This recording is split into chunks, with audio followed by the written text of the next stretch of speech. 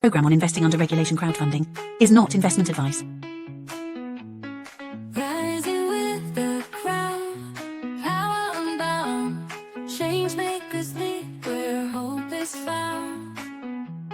Superpowers for good, shaping the fate. Investors and dreamers open the gate. Supercross stands loud, proud and true, building tomorrow for me and you. Welcome, everyone, to the Superpowers for Good show. I'm your host, Devin Thorpe, here, the CEO of the Super Crowd Inc., and we're so excited to have you here. I want to welcome all of the new members of the audience. We're really thrilled to have you. We see new people watching the show with every episode, every week. We're so excited. Encourage you to come back and watch us again. We share some of the most inspiring people you'll meet, but doing the most amazing things. And they're doing it so often in a way where you can help, participate, and support, and profit oftentimes from participating. So stick around. You don't want to miss this. Please come back next time. Today, I've got a great guest I want to introduce you to. He's the CEO of a company called Arcade Therapeutics.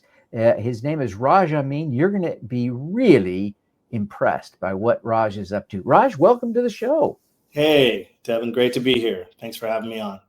You know, I have to admit, I'm really excited to learn more about your product because I struggle a little bit with anxiety.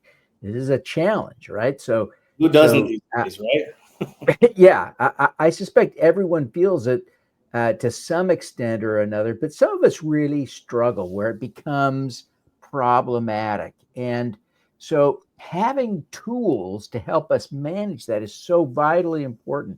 So tell us about Arcade Therapeutics. Sure. Yeah. So thank you for having me on. Excited to be here to talk about Arcade.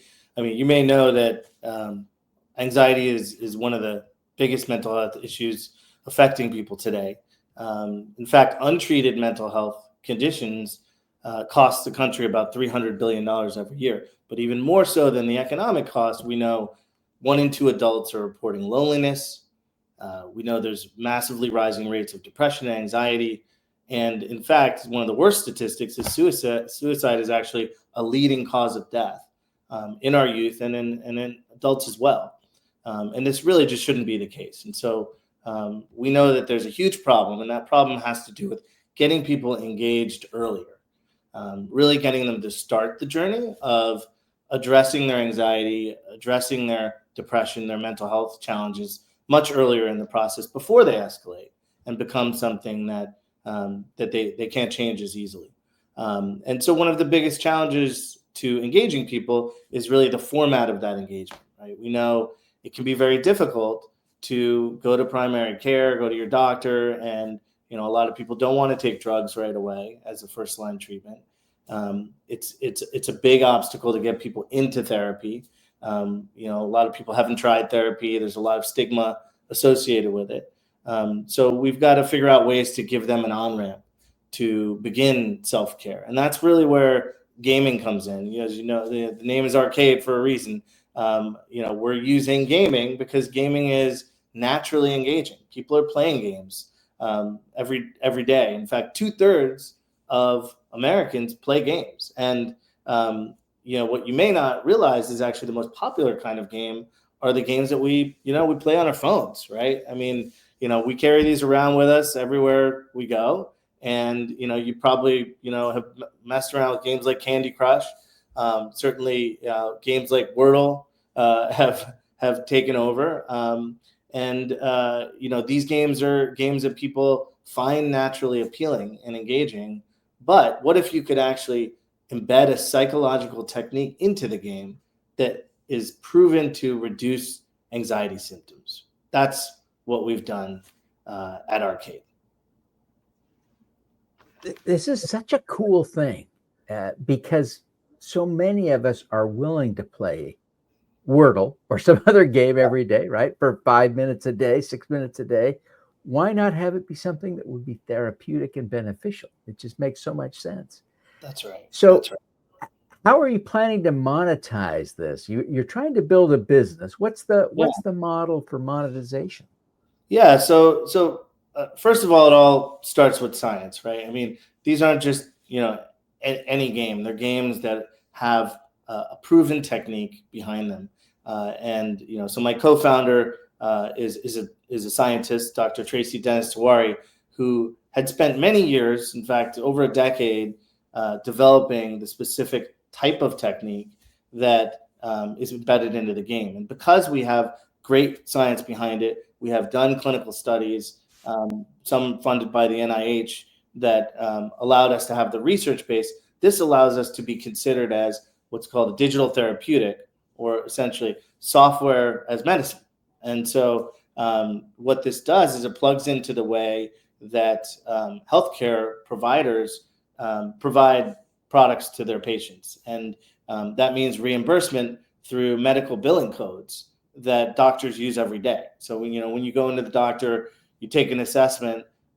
Today, those get billed to insurance companies. Similarly, when you use a therapeutic like ours, that gets billed as codes around things like remote therapeutic monitoring that are available today that doctors can bill. Now, these are relatively new codes because this whole industry is fairly new, and that's why we're an early stage company. We're one of the leaders, but this is a massively growing new industry of digital medicine. And so insurance companies are reimbursing these kinds of products. And in fact, this year, for the first time, just starting in 2025, CMS, which is the largest insurer in the country, which is the government insurer that covers Medicaid and Medicare, has developed specific codes that they've released for what's called digital mental health treatments. And those are the kinds of codes that will apply for all of our FDA cleared products that are coming. So we actually have a depression product that's in clinical trials right now that will be released in 2026, and that will be that is moving towards FDA clearance to be available as well. So you can think about it like a drug or a medical device that gets reimbursed by your health insurance like anything else. So that's really the business model around this is having it. That's great. Insurers, that's great.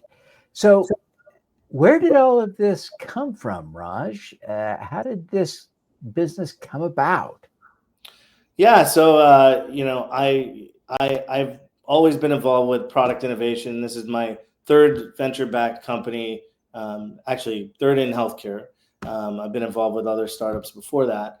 So I've always been leaning into what's the next big thing. And so one of the areas I was digging into was around this digital therapeutic. If we could really make software that is just as effective as medicine, wouldn't that be an amazing thing? Very few side effects for using them, much more accessibility for patients, and not the huge amount of money that has to go into clinical trials and animal testing and other things that we have to do when drug companies are creating molecules. So I was looking at that area, and as it happens to work out, my one of my very close friends, my dear friends, Dr. Tracy Dennis Tawari, who is my co-founder, I actually walked her down the aisle for her wedding. She had developed this research, and the timing came together for us to build this company together. She had a core algorithm that she had proven would work for treating anxiety, and I had the product experience and the business experience to have launched a number of companies in healthcare to know how we would actually pay for this kind of product. So it was a little bit of luck and a close relationship and great timing that got us together to really start building Arcade at this very important time when we know that we need new solutions if we're going to really help solve the crisis for mental health.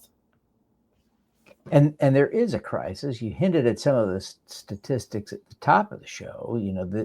The reality is a lot of people suffer from this, and it's vitally important that we find more, better solutions to help people. You've decided to raise money from the crowd. Tell us a little bit about what brought you to that strategy. I love it when companies do it. How did you arrive there? Yeah, so I think there's kind of two reasons really. One is I have a significant belief that we need to kind of democratize the way that early stage companies get built. Today, it is often that early stage is controlled very much by venture capital firms, high net worth individuals, and there's not a ton of diversity in that world. So one aspect is giving entrepreneurs a new path to start their companies and get through the earliest stages of company building without necessarily requiring them to have this amazing network. Now, I'm a repeat entrepreneur, so I have that network, and so I had the option of starting the company and getting it going with this with kind of the normal group of investors. So we've got a lot of venture capital type investors already in the company. But the reason to open this up is to really set the stage for a future where we can start companies with those supporters that believe in our company getting behind us and diversify the investor base. Secondly, we know that a lot of therapists, a lot of psychiatrists, a lot of doctors really believe in what we do. And, but they may not have the experience in having done these kinds of investments. So this crowdfunding capability allows them to put in smaller amounts of money if they're doing it for the first time and really get behind this kind of product that they believe in also. So it's really an offering for many of our big supporters on the front lines of mental health care to also put in. I mean, one of the great stories I had was when I went to a mental health conference and, a behavioral health provider, therapist kind of, waved at me from far away and ran over and said, "Hey, I love the work you're doing." And I looked at her name and I said, "Oh my gosh, well, I think you maybe just invested in our crowdfunding campaign." And she said, "I did. I really believe in what you're doing. And even though it's not a huge amount of money, I really wanted to invest behind the company and show my support that I believe in the future of these kinds of products and what you're doing." So that meant more to me than a much larger check from a venture fund, so kind of makes us feel like we're really not only building the company for ourselves and for the impact, but also we can help those who are on the front lines of mental health care too, and we take that very seriously. So, yeah. Now, you're raising on WeFunder, right? Yeah, that's right. So I think the URL would be wefunder.com/Arcade Therapeutics. But if you struggle to spell that, and I do, you can visit. I know that therapeutic gets you. Yeah, it gets you. So the EU combo, took me a while. s4g.biz/AT, where AT stands for Arcade Therapeutics. You can visit s4g.biz/AT, and that'll just redirect you to the WeFunder page. So feel free to visit there. Listen, Raj, we got to take a quick break. So if you'll forgive me, but folks, we're here today with Raj Amin. He's the CEO of Arcade Therapeutics, and he's building a company that is using gaming to address the chronic crisis in America and around the world of anxiety. I'm so excited about this new product. Download a free copy of How to Make Money with Impact Crowdfunding, the book Sarah Hanks describes as a fantastic overview, not just of crowdfunding investing, but of investing in general.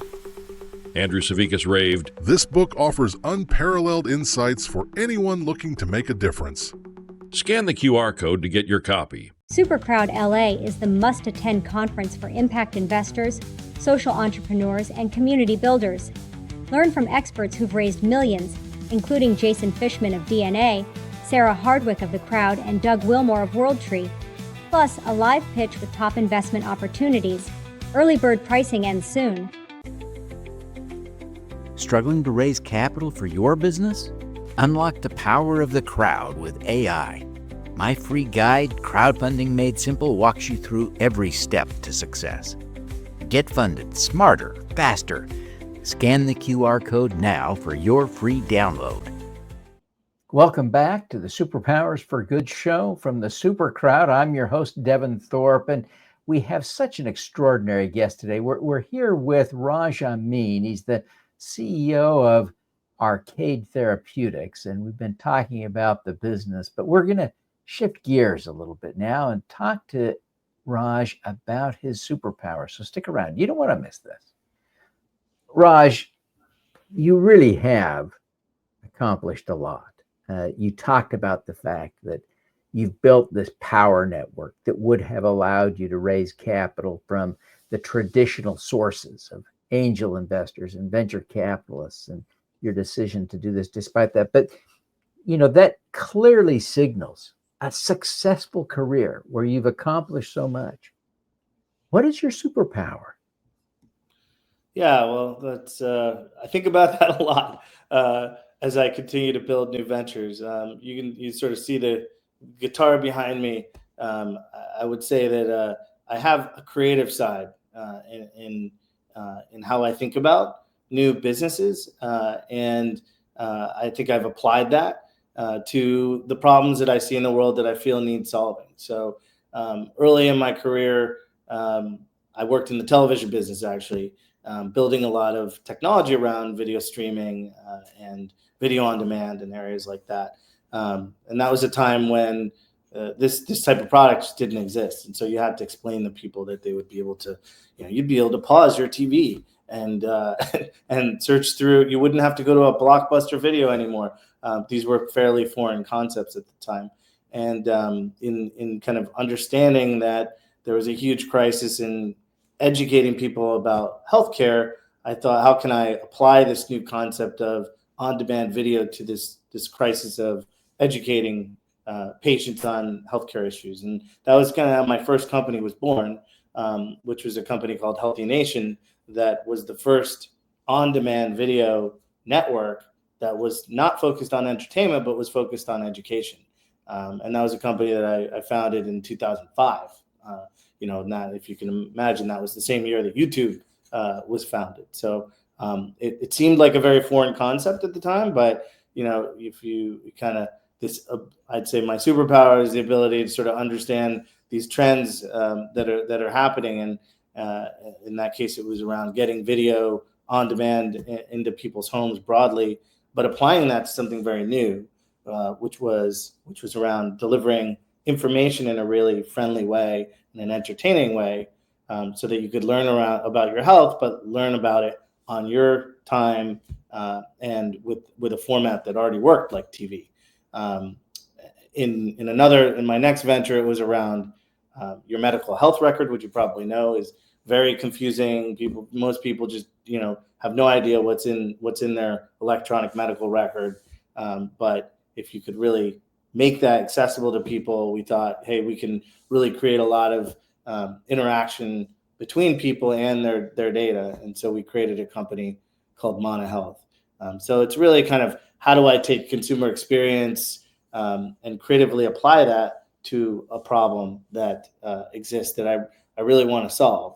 And I'd say the same thing happened in the mental health space, is looking at gaming and saying, hey, gaming is something that people are already doing and it's engaging, but we can now apply that in a way that helps bring down stigma and improve access to earlier treatments for mental health. So yeah, it's a powerful superpower, that ability to creatively approach problem solving in such a positive, creative, new solution kind of way. I love and admire that. I think all of us, at some level, right, we struggle with trying to figure out how to solve our problems. And so I think all of us want new and better ways to solve problems and be more creative. I realize part of this is a gift, right? Part of this may be innate, and part of this is learned over decades of practice. But if you could give us a tip or two so we could all be just a little bit better at creatively solving problems, what would be those tips? What would you say? Yeah, no, it's a great question. I think I think a lot about context switching. So you see the guitar in the back. Being able to kind of switch the context of what you're working on, and then dive and focus on the new thing. I think it sort of helps you. So example, I might grab a guitar, play guitar, learn a song, and do that for 10 minutes. And then, in the next 10 minutes, I might be on a call with engineering team, talking through some issues we might have on consumer experience.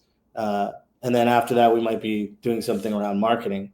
And as you're switching these context areas, but you're focusing on that one thing, I think you start to kind of bleed over between the two. And in that kind of edge, I think sometimes you create kind of new answers to the problems you might be solving. So I think some of it is just exposing yourself to different things in a way so that you can go pretty deep on each of those things.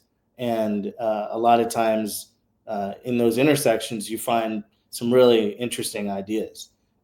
So I try to embrace, obviously, things that I'm interested in and I want to learn about, but really be conscious of those kind of overlapping moments when your mind is shifting between two areas of context. And in that kind of overlap, you might come up with an epiphany, and that's oftentimes how these things kind of tend to work. At least for me, is with those epiphanies that come from that kind of shared context. Yeah, and it is an interesting idea. Of course, I think almost all of us have probably experienced that once or twice, but it's an interesting notion to be a little bit more deliberate about that. I wonder if you can give us a little more guidance. We've got just another minute or so. Yeah. Share a tip of sort of how we create that intersectionality, that cross-pollination that you're talking about to bring new thinking to a problem. Yeah, well, I think, look, we're in the age of AI now, so there's a lot of opportunities to dig into things that may be kind of AI enabled, as an example. So, one thing is just to dive into the new thing. In this case, I'll give AI as an example. One of the first things I did, as this stuff started picking up was, get myself into ChatGPT, into the, reading the blog posts, kind of digging into what it does, so that I could become, enough of an expert in that new modality, so that I could understand it enough to start to think about how it might apply to another problem. So another problem, is, okay, in mental health, how do we get people started on the idea of therapy without taking the risk of having to call someone and pay someone for a therapy session? So one thing I did was I, then took this AI, new knowledge I had about AI, and said, started the thought process of how might I leverage that to create an experience that I would want to engage with. And so I created a mini kind of dad coach for myself that I could interact with to ask about things that came up in my life that I wanted advice on. And so it kind of, for me, it was, let me dive a little bit deeper into what AI can do, what I could do on my own, kind of playing around with this technology, and then think about a problem, in my life that I knew I could solve. I was the audience for that product, so I didn't need to go out externally and try to find people to test it. I could actually test it with myself. So I think anything that you yourself know is a problem for yourself is something that you can kind of experiment on. So that's just kind of an example of how you might identify a problem and then kind of use some new knowledge to apply to that problem.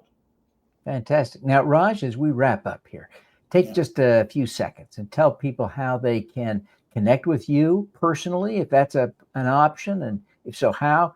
Tell people how they can invest, how to find your campaign, and how to learn more about getting the app and the game. Help us understand all this stuff. Great. So you can find me on LinkedIn, Raj Amin at Arcade Therapeutics. Email is raj@Arcade Therapeutics. So, always excited to hear from new investors and passionate people who are interested in what we're doing. The campaign is at wefunder.com/Arcade Therapeutics, or at this wonderful short code that's here, s4g.biz/AT. We'd love to have your support. This is a massive problem we're trying to solve. It's a new type of product.